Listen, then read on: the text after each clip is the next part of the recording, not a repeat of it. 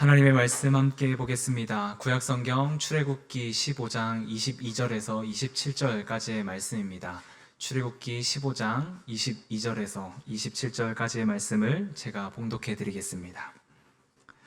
모세가 홍해에서 이스라엘을 인도하매 그들이 나와서 수르 광야로 들어가서 거기서 사흘 길을 걸었으나 물을 얻지 못하고 마라에 이르렀더니 그곳 물이 써서 마시지 못하겠으므로 그 이름을 마라라 하였더라. 백성이 모세에게 원망하여 이르되 우리가 무엇을 마실까 하매 모세가 여호와께 부르짖었더니 여호와께서 그에게 한 나무를 가리키시니 그가 물에 던지니 물이 달게 되었더라. 거기서 여호와께서 그들을 위하여 법도와 율례를 정하시고 그들을 시험하실세. 이르시되 너희가 너희 하나님 나 여호와의 말을 들어 순종하고 내가 보기에 의를 행하며 내 계명에 귀를 기울이며 내 모든 규례를 지키면 내가 애굽 사람에게 내린 모든 질병 중 하나도 너희에게 내리지 아니하리니 나는 너희를 치료하는 여호와임이라. 그들이 엘림에 이르니 거기에 물샘 열둘과 종려나무 이른 구루가 있는지라. 거기서 그들이 그 물 곁에 장막을 치니라. 아멘. 오늘은 샘이 나는 신앙생활 세 번째 시간으로 마라의 샘을 만날 때라는 제목으로 함께 말씀을 나누고자 합니다. 중국의 고사를 우리가 살펴보면 그 고사 중에서 나라를 잘 다스렸던 성군으로 한 사람을 꼽으라고 한다면 늘 빠지지 않고 등장하는 인물이 한 명 있습니다. 은나라 탕왕이라고 하는 인물입니다. 탕왕이 이렇게 칭송을 받았던 이유는 그가 제의하고 있었던 시절에 그 나라가 태평하였기 때문만은 아닙니다. 그가 태평한 시기를 많이 보냈기 때문이 그의 칭송의 이유가 된 것이 아니라 어려웠던 시기에, 힘들었던 시기에, 곤란한 시기에 그것을 지혜롭게 잘 극복하였기 때문에 성군이다라고 칭송을 받게 되었습니다. 그가 제의하고 있던 시절에 가뭄이 무려 7년이나 지속되던 시간이 있었습니다. 가뭄의 끝이 보이지 않자 사람들이 왕을 탓하고 하늘을 탓하고 불평하고 서로를 원망하기 시작했습니다. 그리고 이 가뭄을 끝내는 방법을 찾고자 노력하고 애쓰며 내린 결론은 사람을 바쳐 제사하는 인신공양을 하는 수밖에 없다라고 결론을 내리며 탕왕에게 간청을 하고 탕왕을 곤란하게 만들었습니다. 이러한 이야기를 듣자 탕왕이 결단을 내립니다. 탕왕은 만약에 누군가 한 명이 희생되어야 한다면 죄 없는 백성이 아니라 나라를 다스리는 자신이 되어야 한다라고 말을 합니다. 그러면서 흰 옷으로 갈아입고 들판에 나아가 단을 쌓고 난 후에 그 들판에 앉아서 하늘을 바라보며 기도합니다. 그때 하늘을 바라보며 자신의 상황을 되돌아보며 했던 기도를 탕왕의 육사자책이다라고 이야기를 하는데요. 그 내용이 이렇습니다. 하늘이시여, 덕이 부족한 제가 정치를 알맞게 조절하지 못하였기 때문에 이렇게 가뭄이 온 것입니까? 하늘이시여, 제가 백성을 살피지 못하여 백성이 직업을 잃고 공공해졌기 때문입니까? 하늘이시여, 아니면 저의 궁전이 너무 화려하기 때문입니까? 하늘이시여, 궁궐에서 여자들이 치맛바람이 심하여 정치가 어려워졌기 때문입니까? 뇌물이 성행하여 도덕성이 무너졌기 때문입니까? 아첨하는 사람이 들끓어 어진 사람이 배척당하기 때문입니까? 과연 왜 이렇게 가뭄이 오는 것입니까? 하면서 자기 자신을 되돌아보며 6가지의 기도문을 올렸습니다. 나라에 문제가 생기자 그것을 누구를 탓하는 문제로, 그리고 원망하고 불평하는 그 자리에 머물지 않고 혹시 하늘과 자신과의 관계 중에 막힌 것이 있는 것은 아닌가 되돌아보며 성찰의 시간으로 삼으며 하늘에게 나와 기도했던 것입니다.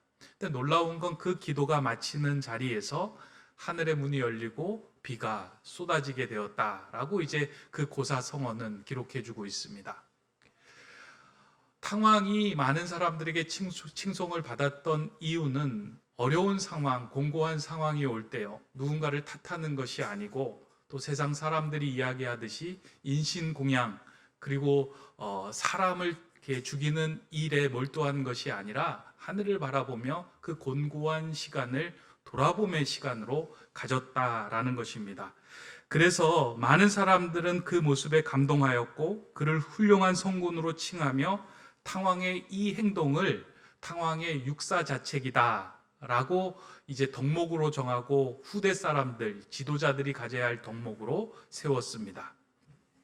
한 사람의 인격은 그 사람이 형통할 때에 드러나기도 하지만 그 사람의 진면목은 공고한 상황을 만날 때 더 잘 드러납니다. 마찬가지로 하나님을 믿는 믿음의 사람들은 형통할 때 그 믿음이 드러나기도 하지만 공고한 상황을 만날 때, 어려운 상황을 만날 때 그 믿음의 진면목이 잘 드러나게 되어 있습니다. 그래서 솔로몬은 그의 지혜서인 전도서를 통하여 이렇게 행동하라라고 기록해 줍니다. 전도서 7장 14절의 말씀입니다. 형통한 날에는 기뻐하고 곤고한 날에는 되돌아보아라. 이 두 가지를 하나님이 병행하게 하사 사람이 그의 장래일을 능히 헤아려 알지 못하게 하셨느니라. 형통한 날에는 기뻐하고 곤고한 날에는 되돌아보는 것, 하나님이 이 두 가지를 병행하게 하셨다라고 말씀합니다. 여기에는 이런 의미가 있습니다. 형통할 때에도 그 형통 속에는 하나님의 섭리가 있고, 곤고하고 어려운 상황을 지날 때도 하나님의 계획과 섭리가 그 안에 담겨져 있다.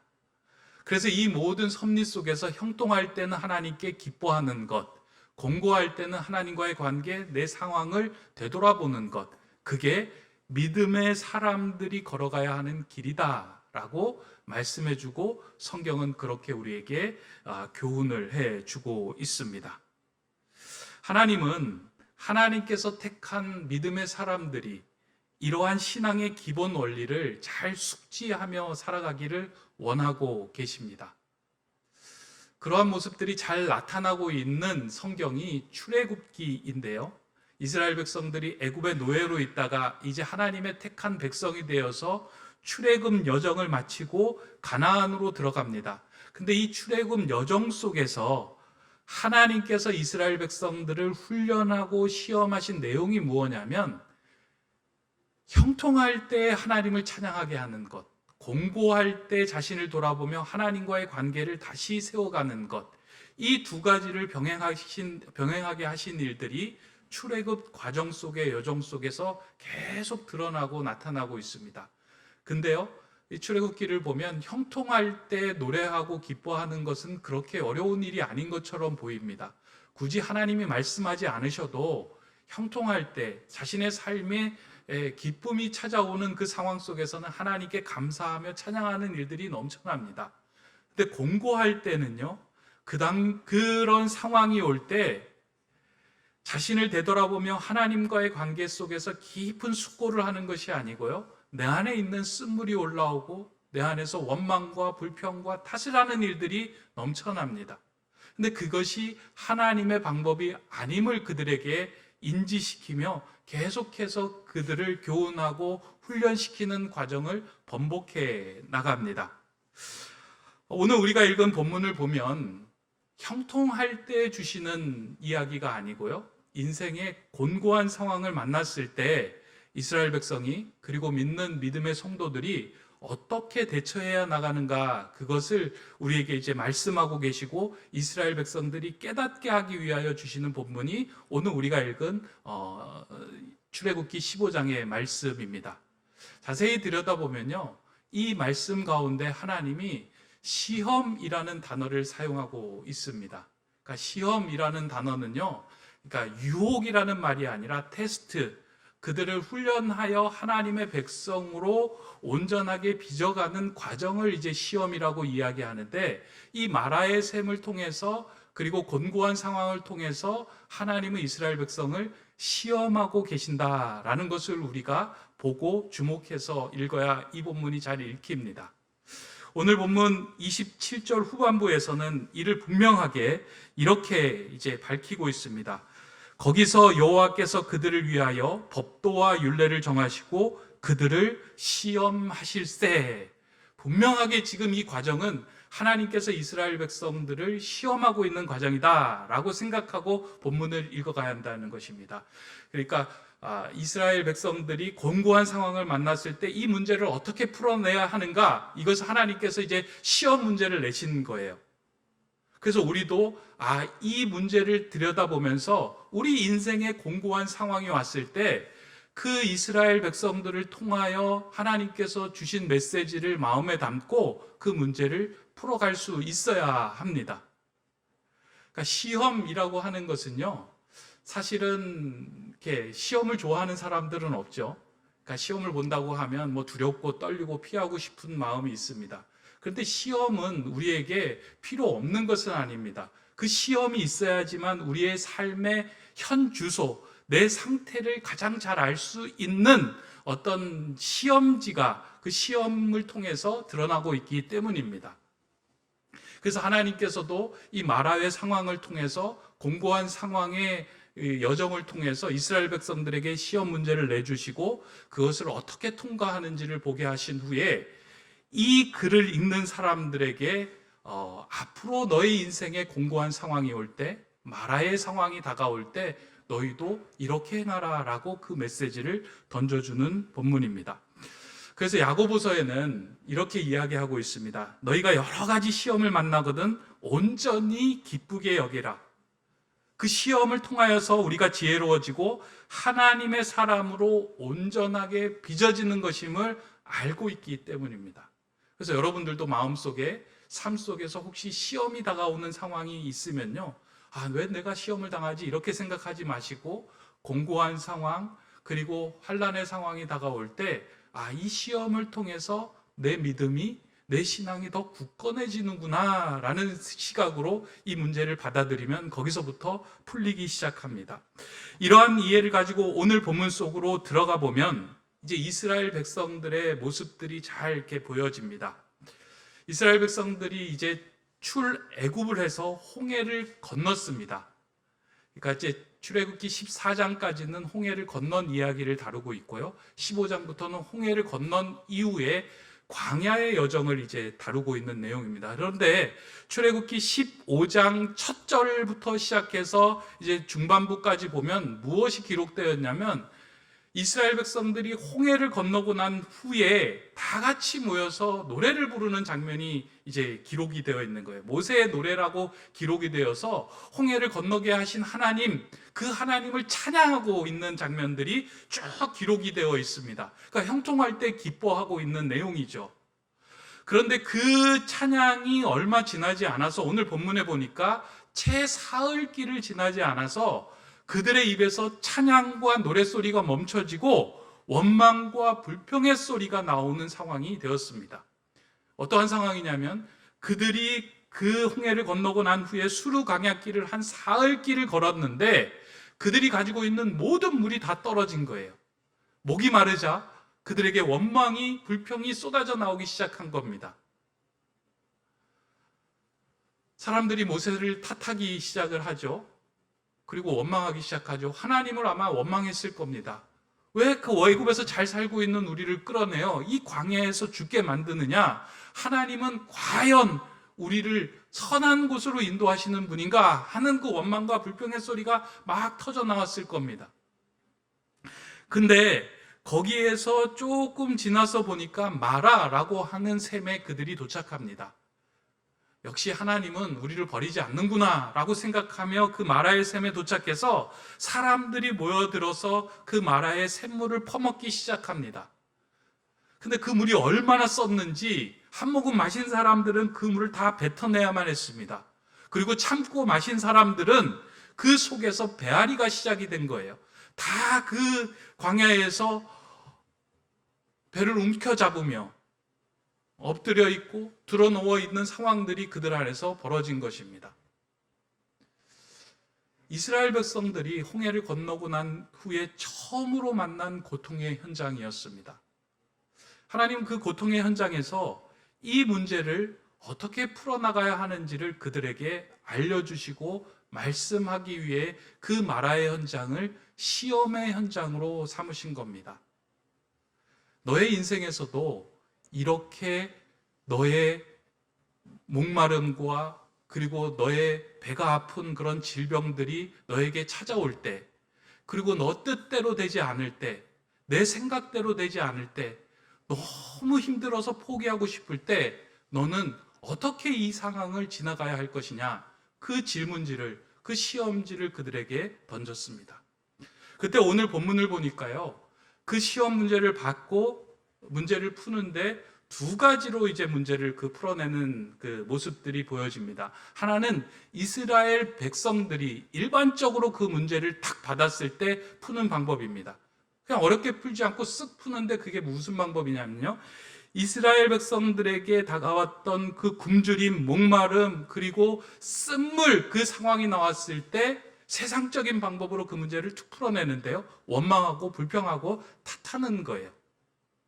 가장 쉽지 않습니까? 우리의 삶에 어렵고 공고한 상황이 왔을 때 우리에게 툭 튀어져 나오는 게 뭐예요? 원망, 불평, 탓, 의심, 회의 하는 것들이 우리 안에서 쏟아져 나옵니다. 그래서 모세를 원망하기 시작을 하는 거예요. 불평하기 시작하는 거예요. 근데 거기에서 불평이 끝나는 것이 아니라 항상 우리의 불평과 원망은 하나님께로 이어집니다. 그러면서 우리에게서 두 가지 근본적인 질문이 쏟아져 나옵니다. 하나는 하나님이 선하신 분인가? 고통과 어려운 순간을 만날 때요, 우리는 그 질문을 하잖아요. 하나님은 선하신 분인가? 왜 선하시다면 이와 같은 악을 허용하시고 우리를 이 고통의 현장에 그대로 두시는가? 왜 이 문제를 풀어주지 않으시는가? 이 문제를 제기하면서 회의에 빠집니다. 두 번째 튀어나오는 질문은 무엇이냐면, 그러면 하나님은 우리 인생의 주님이신가? 주님이라는 것은 주인이신가 하는 말이에요. 이 역사를 주관하시는 분인가? 하나님은 이 역사에 개입하셔서 하나님의 계획과 뜻대로 우리의 삶을 인도하시는 분인가? 내 삶을 왜 이렇게 공고한 삶의 현장에 그냥 그대로 두시는가? 하나님은 내 삶에 개입하지 않으시는 것 같아. 그러면 하나님이 안 계신 것 아닌가 하는 그 신앙적 회의에 머무르게 하는 것. 이게 세상적인 방법으로 쉽게 풀어가는 방법 아니겠습니까? 그래서 이스라엘 백성들이 그렇게 머물러 있는 상황이에요. 근데 그 상황에서는 아무런 해답을 찾지 못하고 그들의 굶주림과 목마름이 해결되지 않았습니다. 근데 이와는 다른 조건으로 이제 모세가 그 상황에 접근합니다. 하나님께 부르짖으며 하나님께 나아갑니다. 하나님이 이 모든 일을 주관하시는 분이고 하나님은 선하신 분입니다. 하나님, 지금 우리가 쓴물로 인해서 아파하고 힘들어하고 지치고 이 공고한 상황에 처해 있습니다. 하나님, 어떻게 해야 합니까? 하나님은 선하신 분이고 하나님은 우리 인생을 주관하시는 분임을 믿습니다. 어떻게 해야 합니까? 하고 하나님께 엎드렸을 때 하나님은 그 모세의 부르짖음을 들으시고 모세에게 그 문제를 해결할 방법을 열어주십니다.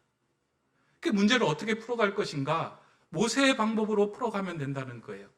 그리고 하나님께서 모세를 통하여 옆에 있는 한 나무를 지시하여 그 샘에 던져라. 그러면 그 쓴물이 단물로 바뀔 것이다 라는 그 말씀을 모세에게 주시고 모세는 그 말씀에 순종하여 나무를 던집니다.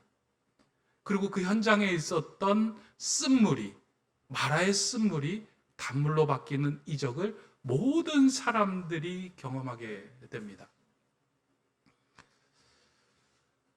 하나님께서 그 모세의 문제 푸는 방식을 보시고 하나님께서 이 방법이 맞다 하고 모세를 통하여 나무를 알게 하시고 그 샘을 바꾸게 하신 겁니다.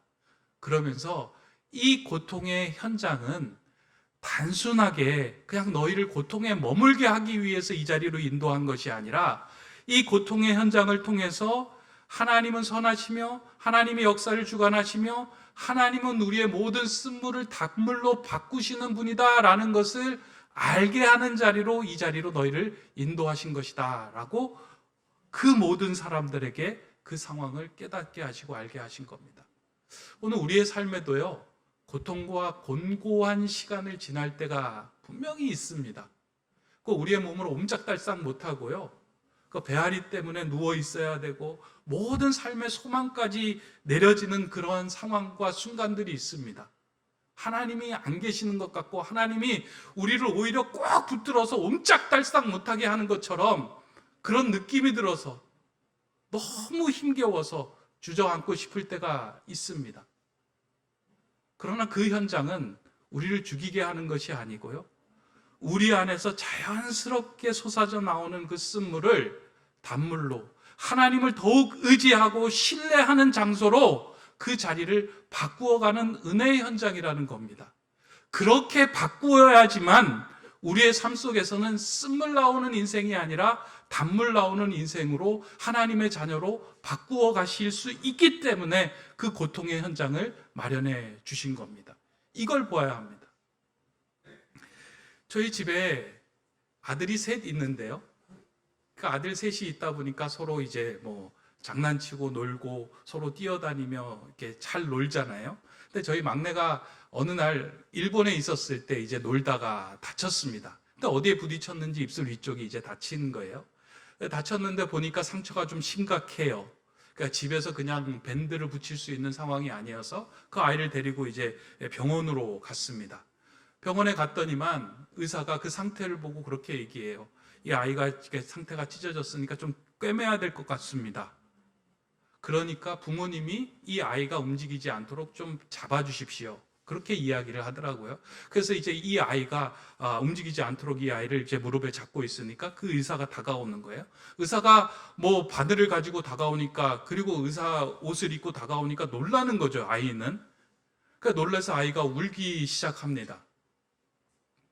그래도 이 아이가 발버둥 치거나 이렇게 뿌리치면 안 되니까 이 아이를 더 꼭 붙들고 있는 거예요. 왜냐하면 꼭 붙들고 있어야지만 이 아이에게 난 상처가 치유되기 때문입니다.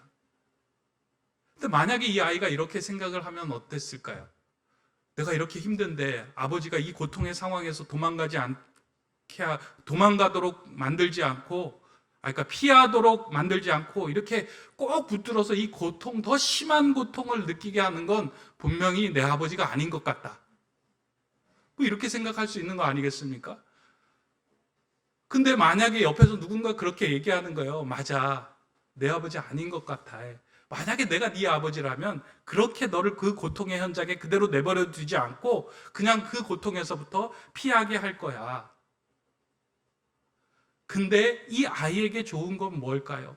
잠시 그 고통의 순간이 있지만 그것을 꿰매고 치료하고 수술하고 손이 가야지만 그것이 회복이 되는 거예요. 우리의 삶을 옴짝달싹 못하게 만드는 순간이 있을지라도 그것이 하나님의 손길에 의한 것이라면 그것은 우리를 죽이는 그 시간이 아니고요, 회복시키며 새롭게 빚어주시는 은혜의 자리라는 거예요. 하나님을 믿는 백성은 그것을 볼 수 있는 눈이 있어야 된다라고 이야기하고 그 상황이 올 때 그렇게 문제를 풀어나가라고 말씀하고 있습니다. 우리의 삶에도 그런 공고한 상황이 올 때가 많이 있지 않습니까? 마라를 지날 때가 많이 있지 않습니까? 그런 상황이 올 때 우리는 어떻게 그 문제를 풀어가고 있을까요? 하나님은 그 상황 속에서 옴짝달싹 못하게 그 사람들이 움직이지 못하는 그 상황 속에서 이스라엘 백성들에게 이렇게 이야기합니다. 오늘 본문의 메시지입니다. 이르시되 너희가 너희 하나님 나 여호와의 말을 들어 순종하고 내가 보기에 의를 행하며 내 계명의 귀를 기울이며 내 모든 규례를 지키면 내가 애굽 사람에게 내린 모든 질병 중 하나라도 너희에게 내리지 아니하리니 나는 너희를 치료하는 여호와임이라. 우리 인생을 치료하시는 분은 하나님이십니다. 근데 우리 인생이 형통할 때 잘 치료가 되지 않고요, 곤고한 상황을 만날 때 치료가 되는 거예요. 근데 그 곤고한 상황에서 아무 생각 없이 원망과 불평을 하는 것이 아니라 옴짝달싹 못할 때 하나님께 내 삶을 맡겨드리는 거예요. 하나님, 내 인생의 주인은 하나님이십니다. 하나님은 선하신 분입니다. 나를 이 마라에서 그냥 굶주림으로, 목마림으로 죽게 하시는 분이 아니라 내 안에 있는 쓴물을 단물로 바꾸시는 하나님이십니다. 나는 그것을 신뢰합니다. 그렇게 하나님을 진정으로 고백하고 하나님께 맡기는 그 순간에 우리의 삶의 회복과 치유가 일어날 것이다 라고 약속하신 메시지가 이 마라에 주신 메시지입니다. 저는 우리 높은 뜻 세움교회에서 신앙생활하는 우리 성도님들이 인생의 마라를 만날 때 오늘 주신 이 기출 문제를 좀 붙들고 살아가셨으면 좋겠습니다. 그래서 내 인생의 마라를 만날 때요, 원망과 불평과 탓하는 것에 거기에 머물러 주저앉지 마시고요, 이 시간을 통해서 하나님 내게서 계속 나오는 그 쓴물을 단물로 바꾸어 주시는구나, 내가 하나님을 신뢰하고 하나님은 선하신 분임을 붙들고 있을 때 내 인생을 더 온전한 사람으로 빚어가시는구나, 하나님께 더 집중하고 신뢰해야 되겠다 하는 그 마음으로 쓴물이 단물로 바뀌는 이 은혜를 다 경험하시는 저와 여러분 되시기를 소망합니다. 오늘 말씀을 보면 여기에서 끝나도 이 본문은 전혀 이상하지 않습니다. 근데 또 한 가지 한 구절이 오늘 본문의 27절에 더 덧붙여져 있습니다. 27절이 붙여져 있다는 것은 하나님께서 이 상황을 통해서 더 한마디 하실 말씀이 있다라고 하는 것입니다. 이스라엘 백성들이 이제 마라를 지나서 엘림이라고 하는 곳에 도착하였다라고 오늘 본문은 기록을 해요. 그러니까 마라에서 쓴 셈을 통하여 호된 시험을 경험하고 난 후에 거기로부터 멀리 떨어지지 않은 곳, 채 2시간 되지 않은 거리에서 이스라엘 백성들은 엘림이라고 하는 오아시스를 만나게 됩니다. 오늘 본문에 보니까 물샘 12, 그러니까 큰 샘이 12개나 있고요, 종려나무 70개가 있는 아주 대호화 오아시스를 그들이 만나게 됩니다. 그러니까 마라의 샘하고는 비교할 수 없는 초호합한 오아시스를 그들이 만나고 그곳에서 목을 축이며 평안한 안식을 취할 수 있는 장소를 만나게 된 거예요. 근데 그 거리가, 마라에서 엘림까지의 거리가 성경 지명 그 사전을 보면 한 10km 정도 된다, 2시간 거리에 있다라고 이야기합니다.